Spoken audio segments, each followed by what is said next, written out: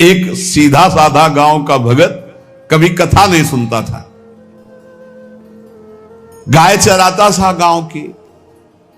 तो एक दिन और गोपाल जो गाय चराने वाले थे उन्होंने कहा, यार कभी तो कथा सुन लो, रात दिन पशुओं के पीछे घूमते हो, पशु बुद्धि, कभी तो कथा सुन लो।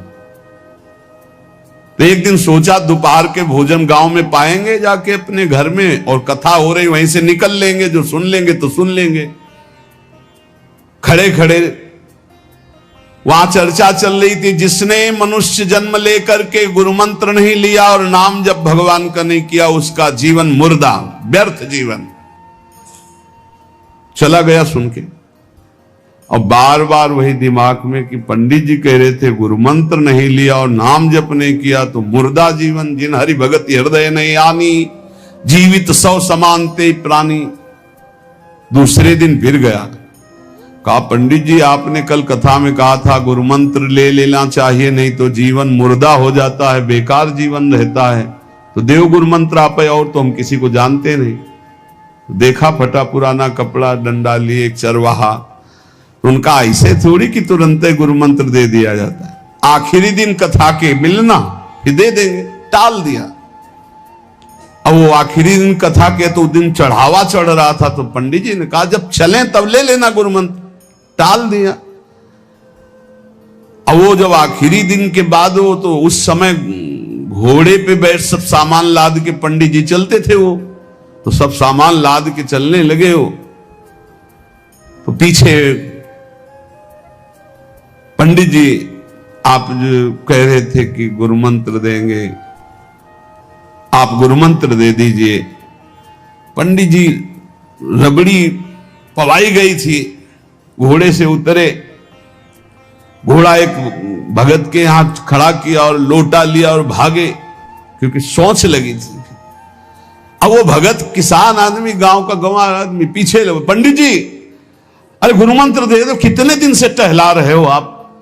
अरे उनका मतलब सोच का पैसा, तू गुरु मंत्र की बात कर। अब वो पीछे लगा कि अब हम नहीं जाने वाले, आपने सब सामान लाद ली थी, भगवान की कृपा कहो कि आपको सोच लगी आई, नहीं तो आप हमको तो गुरु मंत्र ही नहीं देते, हम आपको नाम पर विश्वास की बात। पंडित जी तो दात गपोचन, जय गुरुदेव की, जय गुरु। वो दबकाए है दात गपोचन, मतलब एकदम मूर्ख आदमी, तो सोच तो। वो प्रणाम कर लिया, जय गुरुदेव, धत गपोचन, धत गपोचन। जपना न राधा न कृष्ण न राम न हरि। घर आया, बोले आज से गाय चराना बंद। बोले क्यों? बोले गुरु मंत्र मिल गया, अब हम भजन करेंगे, हमारा जीवन मुर्दा नहीं रहेगा, अब जीवन सार्थक रहेगा। और मेहनत करने वाला आदमी, गाय चराने वाला आदमी, अब शुरू हो गया बैठ के धत गपोचन, धत गपोचन। अब इसमें न कोई भगवान नाम है, न कोई मंत्र है, न प्रणव है, न नमो नमः, कुछ नहीं। गांव के लोग, घर के लोग बोले कि यार 50 गाय चराता था, पता नहीं कौन सा हम लोगों का पाप उदय हुआ कि कह दिया कि कथा सुन लेना। अब वो गाय चराना भी छोड़ दिया, अब गपोचन शुरू हो गया। अब उसकी ऐसी लगन लगी, सहज सरल भोले जो होते हैं ना, हरिवंश महाप्रभु कह रहे हैं, मुनि मन ध्यान धरत नहीं पावत, करत विनोद संग बालक भट, दास अनन्य भजन रस कारण, जैसे हित हरिवंश प्रगट लीलान। लालजू महाराज बड़े बड़े मुनियों के ध्यान में नहीं आने वाले, बड़े विनोदी। रुक्मिणी जी से कहा तैयार हो, भगत के दर्शन करने चलना है। रुक्मिणी जी ने कहा बहुत दिनों बाद आज आपको किसी भक्ति की याद आई, प्रभु जरूर कोई महाभागवत होगा, हम चलते हैं। बोले बहुत विचित्र महाभागवत। चले, साधारण वेश में चलना है।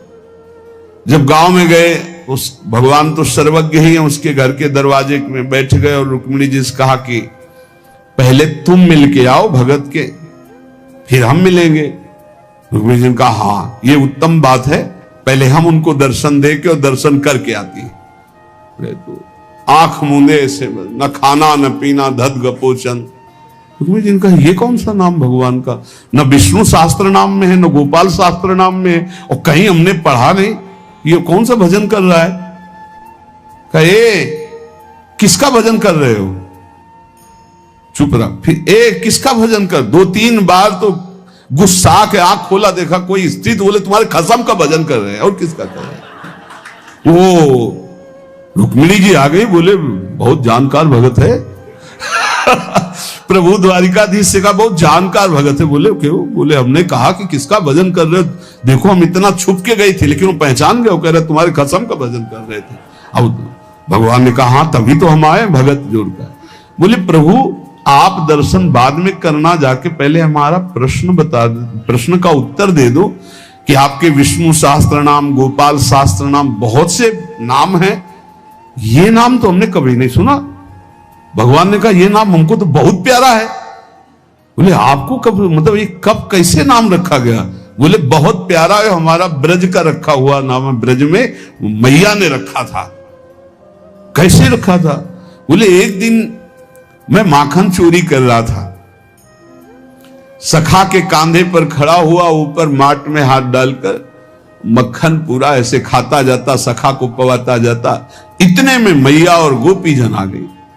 ए कन्हैया ये क्या कर रहा है। अब हमने देखा कि फंस गए। हमने कहा कि मैया हमें बहुत भूख लगी थी और देखा कि इसमें चींटी चढ़ी हुई है, तो हम चींटी निकाल रहे थे। तो बोले चींटी कैसे निकाल रहे थे, यहां पूरा हाथ सना हुआ है तुम्हारा चींटी। बोले अरे भैया तू बावरी, जब चींटी को ऐसे निकालने करते वो अंदर चली जाती तो खबो खबो के निकाला, इसलिए ऐसा इतना हाथ हो। बोले यहां मुंह में भी जब तुम्हारे मक्खन लगा, एक मक्खी बार बार उड़ रही थी तो हम ऐसे मारा तो पूरा मुंह में मक्खन लगा। मैया ने कहा धत गपोचन। बोले ये उस समय का नाम रखा हुआ है, मेरा बाल गोविंद में जब मैया ने रखा था मक्खन चोरी के समय उस। अब आप विचार करके देखो, भगवान का साक्षात्कार गुरु वचनों पर विश्वास होने पर साधारण शब्द बोला तो भगवान तो सर्वलोक महेश्वर सर्वज्ञ, उनके सब अक्षर, जैसे हर अक्षर में आ विराजमान है, का खा गा घा आ, ऐसे ही सब अक्षरों में ब्रह्म विराजमान है। फिर राधा नाम तो स्वयं हरि जपते हैं, और राधा नाम तो परम प्रेम में है और बड़ा गुही है। विश्वास करके जब वो धदगपोचंद जपा तो रुक्मिणी और द्वारिकाधीश भगवान दर्शन देने आ गए, और तुम विश्वास करके राधा राधा जपोगे तुम्हें नहीं प्राप्त हो जाएगा। अरे यही राधा स्वयं भगवान हरि जपते हैं। इसलिए पहला जीवन का चरम लक्ष्य भगवत प्रेम, भगवत प्राप्ति। दूसरा, हमारी बुद्धि केवल विचार करे तो श्यामा श्याम के ही विषय में, किसी व्यक्ति वस्तु स्थान का अगर हमारा चिंतन हो रहा, संबंध हो रहा, तो श्यामा श्याम के संबंध से हो। जैसे गोस्वामी तुलसीदास जी कहते, नाते नेह राम के मनियत सुहृद सुसेव्य जहां लो। अगर ऐसा नहीं तो फिर हर वस्तु व्यक्ति स्थान में एक आसक्ति है, वो बांध लेगी, आप श्यामा श्याम तक नहीं पहुंच पाएंगे। इसलिए बुद्धि का जरूरी है प्रिया प्रीतम में स्थित होना। अगर बुद्धि ये निश्चय कर ले कि परम सुख स्वरूप श्यामा श्याम ही हमारे हैं, हम श्यामा श्याम के हैं, सुख है तो श्यामा श्याम के नाम में, रूप में, लीला में, धाम में। अभी आपने सुना आनंद का तारतम्य। तीसरा, जो गुरुदेव ने नाम दिया इससे बढ़कर महत्व किसी नाम में नहीं होना चाहिए, किसी की निंदा नहीं। सब नाम हमारे प्रभु के हैं, पर हमारे लिए सर्वश्रेष्ठ नाम हो गया जो गुरु ने दिया है, जो मंत्र दिया, जो नाम दिया। एक एकांतिक में आए और बोले हम कुछ 2-4-6 महीने से हम आपके शिष्य हैं, मंत्र ले लिया है। स्वप्न में एक महात्मा आए और उन्होंने हमको और मंत्र दिया है, तो अब तो हम समस्या में फंस गए कि आपका दिया गुरु मंत्र जपें या स्वप्न में कोई और महात्मा आए थे उनका दिया जपें, क्या करना चाहिए। हमने कहा तस्मात् शास्त्रम प्रमाणम। जब सप्त ऋषि जी आए, स्वप्न में नहीं, सीधे साक्षात आए पार्वती जी के पास, और कहा ये किसके लिए तपस्या कर रहे हो? महादेव जी के लिए। महादेव जी में क्या है, चलो हम तुम्हें भगवान नारायण को पति रूप में, भगवान विष्णु वैकुंठाधिपति अपार वैभव, उनको। तो जो माता जी ने बात कही पार्वती मैया ने, वही बात पकड़नी है। उन्होंने कहा तजऊ न नारद कर उपदेशु, आप कहें सतबार महेशु। सप्तऋषियों, अपने गुरुदेव नारद जी के उपदेश का मैं कभी त्याग नहीं कर सकती, चाहे स्वयं इष्ट देव भगवान शंकर आकर सैकड़ों बार कहें तो भी। तजऊ न नारद कर उपदेशु, आप कहें सत बार महेशु। कोटि जन्म लगी रगर हमारी, बरों संभुनता रहूं कुंवारी। करोड़ जन्म लूंगी, हर बार अपने गुरुदेव के दिए हुए मंत्र का अनुष्ठान करूंगी और देवाधिदेव महादेव को पति रूप में वरण करूंगी, अन्यथा कुंवारी रहूंगी। बहुत सी कन्याएं और बहुत से वर हैं, आपको ब्याह कराने का शौक है तो आप जाइए, लेकिन मैं पर्वत से प्रकट हुई हूं, हिमालय से मैं अडिग हूं अपने गुरुदेव के वचन में। तो यहां कह रहे चौथा, समस्त इंद्रियां भोग विलास के लिए लालायित रहती हैं, सबकी। अब इनको भोग देना भी है, बिना भोग के, बिना विषय के जीवित नहीं रह सकते। शरीर चलाना है, सेवा धर्म पूर्ति करनी है, पानी पीना भी विषय है, अन्न पाना भी विषय है, देखना भी विषय है, सुनना भी विषय है, सब विषय के अंतर्गत आता है। तो यहां अपनी इंद्रियों से जो विषय ग्रहण करना है वो भागवतिक करना है। जैसे हमें पानी पीना है तो प्रभु को अर्पित करके राधा वल्लभ लाल की जय, और फिर भावना करो हृदय में प्रभु विराजमान है, जलपान करो। भोजन भोग अर्पित किया, भगवत स्वरूप प्रसाद, हम प्रसाद पा रहे हैं। वस्त्र प्रसादी, सुनना भगवत विषय, देखना भगवत भाव, बोलना भगवत संबंध से। हर इंद्रियों के विषय को हमें भगवत संबंध से युक्त कर लेना है। यदि भगवत प्राप्ति करनी है, भगवत प्रेम प्राप्त करना है, तो पहला चरम लक्ष्य मुझे इसी जन्म में भगवत प्राप्ति करनी, भगवत प्रेम प्राप्त करना है। दूसरा बुद्धि का पूर्ण समर्पण अपने आराध्य देव श्यामा श्याम में। तीसरा गुरु प्रदत्त नाम रूप लीला गुण सेवा उपासना सांगोपांग गुरु प्रदत्त। चौथा समस्त इंद्रियां भगवत संबंध से युक्त। पांचवा जीव का चिंतन प्रत्येक क्षण पदार्थ, व्यक्ति, परिस्थिति, विचार भोगों के, क्रियाओं के, संबंधियों के, जहां जहां जाए वहां से हटाकर अपने लक्ष्य श्यामा श्याम में लगाओ, या जहां जहां जाए वहां प्रिया प्रीतम की भावना करो। जीवन का प्रत्येक पल किसी व्यक्ति के विचार में, वस्तु के विचार में, स्थान के विचार में, भोग विचार में, जहां जहां जाए वहां से हटाकर श्यामा श्याम में लगाओ, या जहां जहां जाए वहां श्यामा श्याम को देखो। बहुत सुख मिलता है, अपार सुख मिलता है। जिससे प्यार होता है, अपनापन होता है, उसकी बात सुनने में सुख मिलता है। अरे वो दिशा अच्छी लगती है, वो दिशा अच्छी लगती है। जिधर अपना प्यारा बसता है ना, वो दिशा अच्छी लगती है। उधर से आई हुई वायु ऐसा लगता है प्यारे का आलिंगन हो रहा है, अभी वो प्रेम जागृत नहीं हुआ, इसलिए उस एरिया को कोई आ जाए, अच्छा आप उधर से आए, जहां अपना प्यारा बसता है उस क्षेत्र का कोई आ जाए तो ऐसा लगता है प्यारा मिल गया। उधर की वायु आ जाए तो प्यारा है।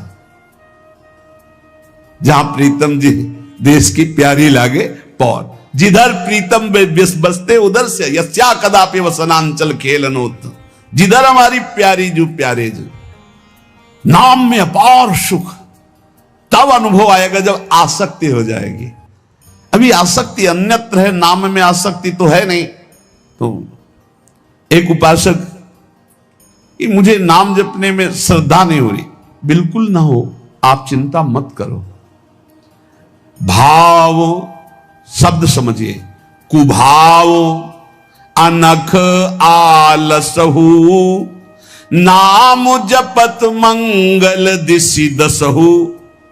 भाव से जपो, कुभाव से जपो, मन लगे या ना लगे तुम्हें फल मिलेगा, पक्का मिलेगा, मंगल दसों दिशाओं में होगा। विश्वास करके जपो तो, और एक दिन जब स्वाद लग जाएगा तब आप भी ऐसे ही बोलोगे जैसे बड़े बड़े संत महापुरुष बोलते हैं, नाम जीवन, नाम सर्वस्व, नाम ही हमारा प्राण धन। 8वां, जीवन में राग द्वेष न रह जाए। बड़ा खतरनाक है ये राग द्वेष। अगर किसी से राग है तो बड़ा सूक्ष्म होता है राग का धागा, और वो जब हमारे ऊपर संकट आएगी, विपत्ति आएगी, या तो वो धागा दिखाई देता कि अभी वो है ना। द्रौपदी जी को पहले श्री कृष्ण याद नहीं आए, 5 महारथी पति है अतिरथी, वो याद आए, फिर भीष्मादि याद आए, फिर अपनी भुजाओं का बल, फिर दांतों का बल, और जब निर्बल तब महाबल। सुनेरी मैंने निर्बल के बल राम, महाबल प्रभु श्री कृष्ण का तब जागृत हुआ। ये राग बहुत खतरनाक है, किसी से राग ना करें। यही राग जब प्रियालाल के चरणों में अर्पित हो जाता है तो अनुराग कहलाता है। जब शरीर भोग, शरीर संबंधी, यही बहुत फंसा वाला जन्म मरण चक्र का मूल यही राग है। और जब इसमें बाधा पड़ती तो द्वेष हो जाता है। द्वेष बहुत खतरनाक है। भजन कर रहे हैं, कई वर्ष पहले किसी ने कुछ कहा, याद आ गया और जलने लगा हृदय, उसकी पूरी सामने झांकी है। भजन कर रहे हैं प्रभु का और झांकी है उस द्वेष जिससे हुआ है और हृदय जलने लगा। या कभी वो सामने पड़ गया तो देखकर जल। द्वेष ना होने पावे, अजात शत्रु ते सदा। भक्त अजात शत्रु होता, एक भी पूरा सृष्टि में शत्रु ना होने पावे। 9वां, प्रत्येक परिस्थिति में अपने आराध्य देव के द्वारा दिया गया मंगल विधान है ऐसा मानना। एक बार हमने सुना था, उस समय किडनी का रोग प्रकाशित नहीं हुआ था, कि असाध्य रोग भगवान की विशेष कृपा से प्राप्त होता है। तो साधन पर उस समय जोर था, तो डर लगा कि असाध्य रोग कृपा कैसे हो सकती है, ना साधन में बैठ सकते हैं, पीड़ा रहती होगी तो भजन भी नहीं हो सकता, तो ये कृपा कैसे हो सकती है असाध्य रोग। लेकिन सच्ची आपसे कहते हैं, साधना हो रही थी भगवत मार्ग में जैसा कुछ, लेकिन शरणागति में कमी थी, क्योंकि साधन पक्ष में विश्वास बहुत जोर का था। शास्त्र प्रमाणित साधन के बल से भगवत प्राप्ति पर विश्वास हमें था। कृपा शब्द का हमारा कोई परिचय नहीं था, कृपा शब्द से हमारा कोई परिचय नहीं था। पक्का समझ लीजिए, क्या कृपा शब्द, ये तो शब्द ही नहीं था, बस साधन शब्द से परिचय था। अपनी इंद्रियों को बस में करो, मन का निग्रह करो और भगवान का निरंतर भजन करके परम पद प्राप्त करो। हर समय अपने साधन में लगे रहो। जब किडनी फेल हुई, साधन शब्द हटा, अब हाहाकार मच गया अहंकार में। अब क्या, फिर जो अहंकार शरणागत हुआ, फिर बात बन गई जो करोड़ों जन्मों की साधना से नहीं बनती, वो इस असाध्य रोग ने काम बना दिया। कह रहे हैं कि प्रत्येक परिस्थिति में पूर्ण कृपा, पूर्ण मंगल विधान देखना, ये 9वां सूत्र है।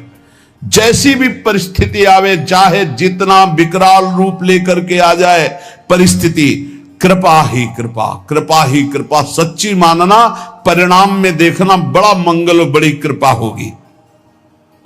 10वां, प्रेम प्राप्ति के मार्ग के पथिक का जीवन बड़ा विनयमय, बड़ा विनम्र, बड़ा संयमी, सदाचारपूर्ण, त्यागमय और शांत सुख स्वरूप, प्रेमी महात्मा का ये स्वरूप। बड़ा विनम्र जीवन, बड़ा विनयमय जीवन, बड़ा संयमित जीवन, सदाचारपूर्ण और त्याग रूप, त्याग की चेष्टा नहीं, वो त्याग रूप ही है। प्रभु के सिवा उसे कुछ अच्छा नहीं लगता। कुटुंब देहते जाए छूट सब ही विधि ना तो। और अद्भुत शांति, अद्भुत शांति, कोई भी द्वंद आ जाए उसे अशांत नहीं कर सकता। 11वां, श्री राधा माधव के नित्य नूतन परमानंद प्रदान करने वाले पदों का गायन, उनकी सेवा, उनके प्रेमी जनों के दर्शन संभाषण, तब ऐसे प्रेमानंद की तरंगे हृदय में उछलती रहती है जिससे लीला रस में उसका प्रवेश हो जाता है, तब उसका लीला रस में प्रवेश हो जाता है। इसलिए अपने जीवन को महाप्रेम में बनाने के लिए जो आप सत्संग में श्रवण करते हैं, ये बड़े सौभाग्य से श्रवण कथन का हमें प्रभु ने अवसर दिया है। हम इसे व्यर्थ न जाने दें, बार बार मनन करो। देखो भगवान की इतनी कृपा हो गई, ये यंत्र मोबाइल आदि जो है अगर इनका सही प्रयोग करे तो ये बहुत सहायक है। एक बार सत्संग हो गया, जो पकड़ पाए नहीं, हम 10 बार सुनेंगे तब तो हम पकड़ लेंगे ना। तो 10 बार कैसे सुनते? अगर ये मोबाइल ना होते, ये यंत्र ना होते तो हम कैसे सुनते? बड़ी कृपा भगवान ने की। जैसे जैसे कलयुग हमारी स्मृति का अपहरण कर रहा है, तो भगवान के द्वारा प्रेरित होकर विज्ञान भी वैसी सहायता कर रहा है कि एक बार का सत्संग हमें पकड़ में नहीं आया तो हम 10 बार मोबाइल से सुन सकते हैं। बस हर चीज में गुण दोष है, तो मोबाइल के दोष को स्वीकार न करे।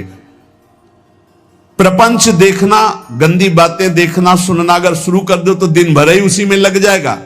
मतलब की बात देखो, संत महापुरुषों के सत्संग को सुनो और उसका मनन करो, उसको अपने आचरण में उतारो और एक क्षण भी नाम से विलग न रहो, जीवन का परम लाभ। शेष चर्चा आगे। श्री राधा वल्लभ लाल। जो भगवत चर्चा सुनता रहता है रोज, तो सर्वसंगोपहो हिमाम, सत्संगहा सर्वसंगोपहो हिमाम। सत्संग आपको सब संगों से अलग करके भगवत अनुरागी बना ही देगा। कौन ऐसा है जो प्रभु की चर्चा सुनते सुनते अघा जाए?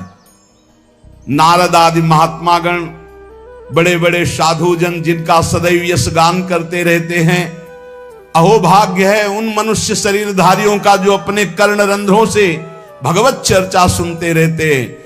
उनका संसार चक्र में डालने वाला ये विकार, घर गृहस्थी की आसक्ति, ये उसे अब अगला जन्म नहीं करने देगी। घर गृहस्थी की आसक्ति, ये काम क्रोध लोभ मोह आदि, उसको अगला जन्म नहीं दे सकते जिनके कानों में रोज भगवत चर्चा पड़ती है और वो भगवत चर्चा सुनते हुए कभी अघाते नहीं। 84 लाख योनियां हैं कर्मानुसार। इन 84 लाख योनियों में जीव भ्रमित होता है। इस योनि में एक एक योनि लाख लाख प्रकार की है। एक योनि लाख लाख प्रकार की है। अब जैसे रेंगने वाली योनि, अब रेंगने वाले में कितने प्रकार के जीव हैं? सांप हैं, खन खजूर हैं, केचुआ, कितने प्रकार के जीव हैं रेंगने वाले में। एक है जलचर, अब जल में कितने प्रकार के जीव हैं। वायु में उड़ने वाले कितने प्रकार के जीव हैं। एक एक योनि में लाख लाख योनियां, उन लाख लाख योनियों में कई कई बार जन्म। अरे बड़ा प्रपंच है, बड़ा दुर्गति है जीवों की। अन्य योनियों के साथ जो दुर्व्यवहार हो रहा है बहुत ही घृणित है। कैसे तुम्हें बता, 1.5 घंटा धीरे धीरे जला जला करके पका रहे हैं पशुओं को, फिर उन्मत्त होकर मदिरा पान करके उसका खान पान कर। क्या कैसी दुर्गति जीते जीव अपनी कर रहे हैं। 84 लाख योनियों में एक एक योनि में लाख लाख प्रकार की योनियां, एक एक योनि में लाख लाख बार जन्म होना। ऐसे थोड़ी है प्रपंच हाहाकार। डिसीजन इसलिए कर रहे हैं कल्याण कर ले, भूल मत कर। यही एक चांस है मनुष्य दे जिससे तू अपना कल्याण कर सकता है, अन्य योनियों में नहीं। अब सोचो उस जीव की क्या हालत है। हाथ पैर बंधे हुए, लोहे की छड़ में फंसा हुआ है, आराम से धीरे धीरे अग्नि उसे जला रही, वो कीक रहा है, चिल्ला रहा है, और वो आनंदित हो रहे हैं। वो थोड़ा थोड़ा पीते जा रहे हो, देख रहे हैं पक रहा है, पका लो। तुम्हारे तो खाने के काम में आएगा, तुम खाने के भी काम में नहीं आओगे। ऐसी तुम्हारी हालत काल करेगा, जब वो जलाएगा तो तुम खाने के काम में भी नहीं आओगे। बहुत होश में, बहुत होश में, बहुत होश में। ये कर्म तुम्हारा कहीं बख्शने वाला नहीं, तुम्हें दंड देगा। 84 लाख योनियां, एक केवल मनुष्य योनि जिनमें आप अपना उद्धार कर सकते हो।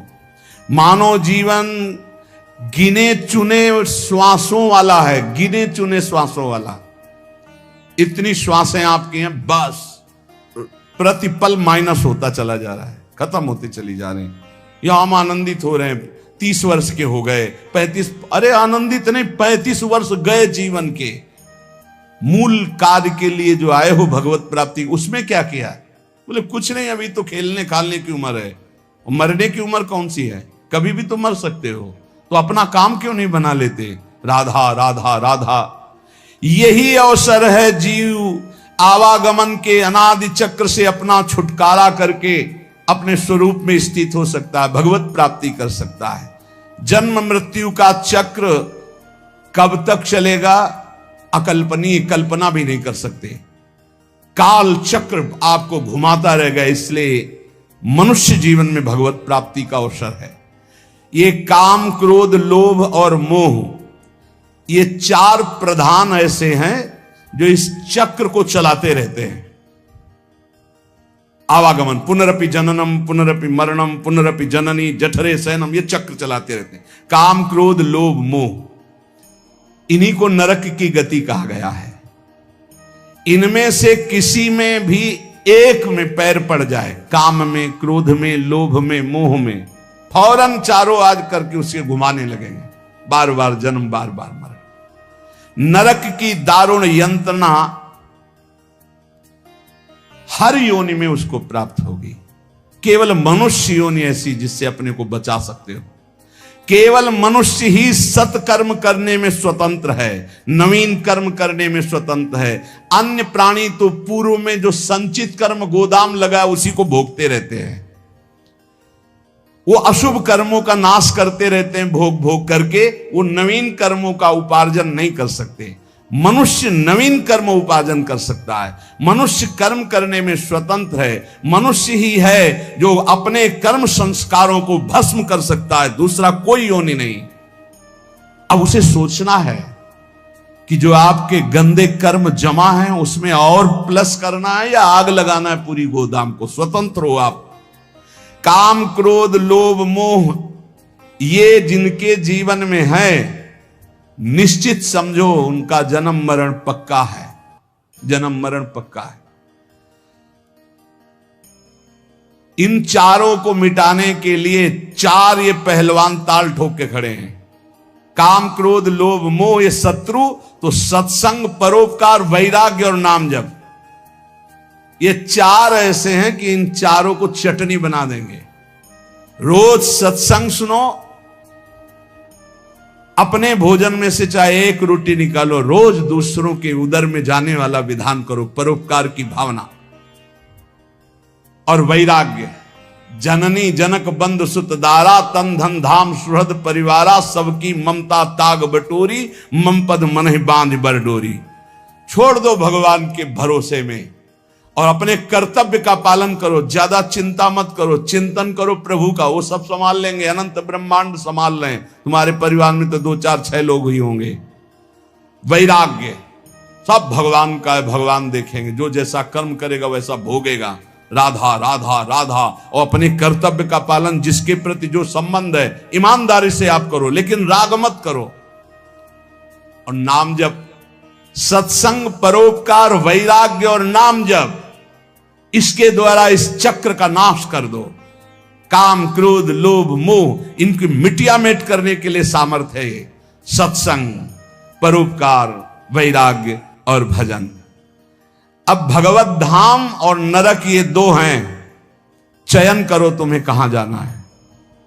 अगर काम, क्रोध, लोभ, मोह तो त्रिविधम नरकस्येदम द्वारम नाशन मात्मना कामा क्रोधा तथा लोभा। और यदि सत्संग, परोपकार, वैराग्य, भजन तो भगवत धाम। ये दो गतियां हैं। उपासक देख लो, अगर भगवत धाम जाना है तो इन चार बातों को छोड़ना होगा। काम, क्रोध, लोभ, मोह, चार बातों को पकड़ना होगा। रोज सत्संग, रोज परोपकार और सबसे अंदर से वैराग्य और खूब नाम जप। इसी के द्वारा भगवत प्राप्ति होती है। तीर्थपाद भगवान श्री हरि के जो गुणानुवाद लीला कथा है, जब कथा सुनते सुनते कथा में स्वाद आने लगे, एक एक शब्द बहुत गंभीर आनंददायक लगने लगे, तब समझ लेना चाहिए कि अब हमारे कल्याण का अवसर आ गया। भगवान की बातें बहुत प्रिय लगने लगे, भगवत चर्चा एक आनंद देने लगे। समस्त विषयों से वैराग्य उसी का होता है जो रोज सत्संग सुनता है। पर सत्संग सुनना, समझ लीजिए, कल श्रोता का वर्णन हुआ था, चातक की तरह सुनना। हमारा जीवन है सत्संग, उसका मनन करना, उसको आचरण में उतरना, कि सुने बस चले गए। इतना समय तो सार्थक हुआ, पर मनन नहीं करोगे तो सत्संग का हृदय रूपी अंधकार नाश करने का जो प्रभाव है वो मनन से होता। मनन नहीं तो फिर नहीं बन पाएगा। सुन लिया, दूसरों को सुना दोगे, काम नहीं बनेगा। भगवत चरणारविंद के निरंतर चिंतन की सामर्थ्य सत्संग से प्राप्त होती है। समस्त दुखों का नाश भगवत चिंतन से होता है। जो भगवान की चर्चा को कानों से सुनता रहता है तो उसके हृदय का मोह मल नाश हो जाता है, वो वैरागी हो जाता है। वैरागी का केवल भेष से मतलब नहीं, अंदर से है। जैसे चक्रवर्ती सम्राट अम्बरीश जी वैरागी हैं। चक्रवर्ती सम्राट अवध का पूरा शासन कर रहे हैं भरत जी, लेकिन परम वैरागी। जो अनुरागी है वही परम वैरागी है, जो परम वैरागी वही अनुरागी है। मुझे तो सबसे ज्यादा वो सोचनियों में भी सोचनीय अज्ञानी पुरुष लगते हैं जो कभी सत्संग सुनने नहीं आते। पिछले पूर्व पापों के कारण उनको भगवान की कथा में सुनने में बिल्कुल रुचि नहीं है, और अगर कभी कोई उनका मित्र आदि ले भी आवे तो वो सुनना नहीं चाहते। तुम आओ, सुन के हम बाहर खड़े हैं। वो इतनी दूर खड़े हो जाएंगे कि कान में शब्द ना पड़े। और अगर कभी सत्संगियों को देखेंगे भी तो उनके दोष दर्शन करेंगे, इनका क्या सुधार हुआ सत्संग से, ये वो ऐसा। हाय हाय, बड़े शोचनीय है कि मानव देह प्राप्त करके उनको सत्संग नहीं मिला। काल भगवान ऐसी अमूल्य श्वासों को व्यर्थ में नष्ट करवा रहे हैं। उनकी वाणी दूसरे के निंदा प्रपंच गायन में, देह भोगों में, व्यर्थ के वाद विवाद, व्यर्थ की चेष्टा, व्यर्थ के चिंतन में उनका जीवन चला जाता है। इसलिए इस लोक में तुम केवल धर्म का आचरण करते हुए ही अर्थ का सेवन करो, भोगों को भगवद अर्पित करके परम पुरुषार्थ भगवान की प्राप्ति का उपाय करो, वही मनुष्य जीवन श्रेष्ठ है। यस्य संसारिणी प्रज्ञा धर्मार्थ वनुवर्तते, धर्म पूर्वक अर्थ कमाओ, पाप का पैसा नहीं। खूब भगवान नाम जब, भगवत कीर्तन, ये परम पुरुषार्थ है, इसी से भगवत प्राप्ति हो जाएगी, और ज्यादा प्रपंच करने की जरूरत नहीं। क्षमावशी कृतिर्लोके क्षमया किम न साध्यते, शांति खड्गः करे यस्य किम करिष्यति दुर्जना। जब तुम धर्म मार्ग में चलोगे तो दुर्जन लोग तुम्हें परेशान करेंगे। तुम्हारे पास ढाल और तलवार है जैसे, तो शत्रु को परास्त कर दोगे, उसके वार को सह लोगे। तो ढाल क्या है? क्षमा। आपको जब कोई गाली दे, अपमान करे, तो अपने भजन को बचाने के लिए क्षमा रूपी ढाल का प्रयोग करो। और दुर्जन जब प्रहार करते हैं, निंदा करते हैं, अंदर से बाहर से, अंदर से काम क्रोध आदि, तो शांति रूपी तलवार से काट दो। शांत रहो, चुप रहो, क्षमा कर दो। क्षमा रूपी ढाल, शांत रूपी तलवार, इससे आप क्रॉस करते हुए चले जाओगे भगवत मार्ग में आगे। स्वर्ग के देवता, बड़े बड़े देवता जिसको नमस्कार करते हैं, वो कौन सा पुरुष होता है? बोले वो दो प्रकार के होते हैं। एक होते हैं जो बलपूर्वक दंड देने में क्षमता रखते हैं, पर उनका अपमान निंदा करो वो सह लेंगे, और निर्धन होने पर भी अवसर आने पर सब कुछ लुटाने के लिए तैयार हैं। इन दो पुरुषों को बड़े बड़े देवता भी नमस्कार करते हैं। गरीब होने पर भी दान देने का उत्साह और बलवान होने पर भी सहनशीलता, दूसरे के द्वारा किया हुआ निंदा अपमान आदि मौन होकर सह लेते हैं। यद्यप सामर्थ्य उनमें दंड देने की है, गरीब होते हुए भी दूसरों को खिलाने पिलाने दान देने का उत्साह, इन दो को बड़े बड़े देवता भी नमस्कार करते हैं। द्वांभसी निवेष्टव्यो गले बद्ध्वा दृढ़ाम शिलाम, धनवंत मादातारम दरिद्रम चातपस्विनम।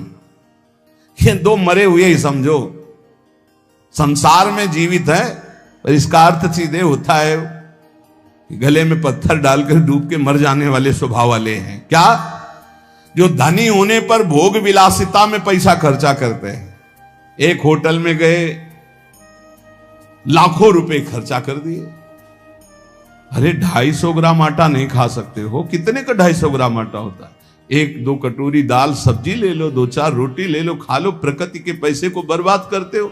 5 लाख उड़ाया है, 5 लाख में 500 आदमी खूब बढ़िया भोजन पाते और बढ़िया स्वस्थ रहते। ऐसे विचार करना चाहिए।